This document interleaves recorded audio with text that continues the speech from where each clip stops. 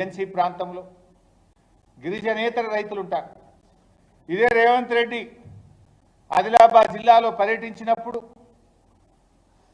Agency ప్రాంతంలో గిరిజన రైతులతో పాటు గిరిజనేతర రైతులకు కూడా అటవీ భూముల్లో సాగు చేసుకుంటున్న గిరిజనేతర రైతులకు కూడా మేము అన్ని హక్కులు ఇస్తామన్నాడు. పొజిషన్ సర్టిఫికెట్లు ఇస్తాం, పహానీలు ఇస్తాం, రుణమాఫీ చేస్తాం, రైతు బంధు చేస్తామన్నారు.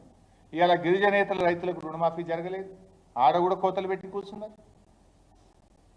ఇట్లా రకరకాలు. అసలు 2 లక్షల రుణమాఫీ మీద ఇప్పటివరకు క్లారిటీ లేదు. చాలా మంది రైతులు పోయి 2 లక్షల పైన ఉన్న డబ్బు కట్టేసిండ్రు. కొంతమంది 2.5 లక్షలు ఉంటే 50,000 కట్టిండ్రు, కొంతమంది 30,000 అప్పు తెచ్చి 3 రూపాయల మితికి 2 రూపాయల మితికి తెచ్చి 2 లక్షల పైన ఉన్నటువంటి వాళ్ళు కట్టిండ్రు. వాళ్ళకి అటు రుణమాఫీ అయితే లేదు, మిత్తి భారం పెరుగుకుంటా పోతున్నది. దీనికి ప్రభుత్వం ఇచ్చే సమాధానం ఏంటి? Where is the guide lines?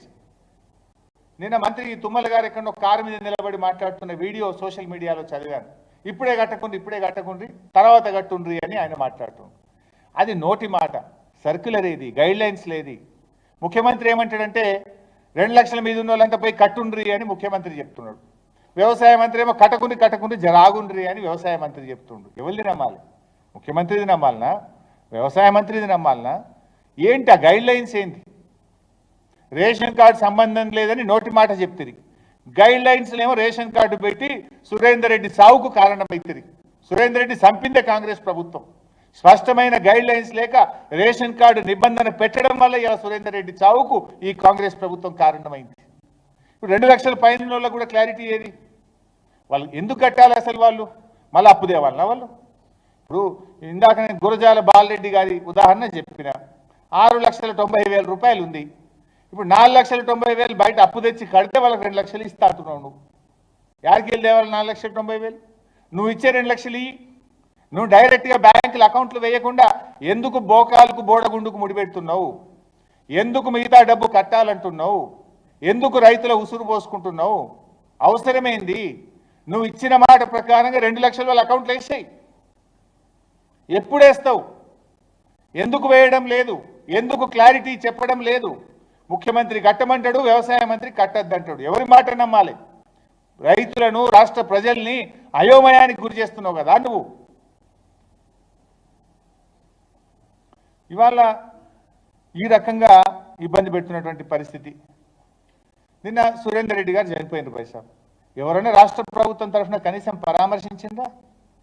ఆ జిల్లా మంత్రో, వ్యవసాయ మంత్రో, ముఖ్యమంత్రో ఓ పరామర్శను, ఒక ఖండనను, రైతులకు భరోసా ఇవ్వడానికి, ధైర్యం నింపడానికి, అరే ధైర్యం కోల్పోకండి, మేమున్నాం, మేము రుణమాఫీ చేస్తాం అని రైతన్నలకు ఒక పిలుపునండిచ్చిండ్రా? విచారం వ్యక్తం చేసిండ్రా?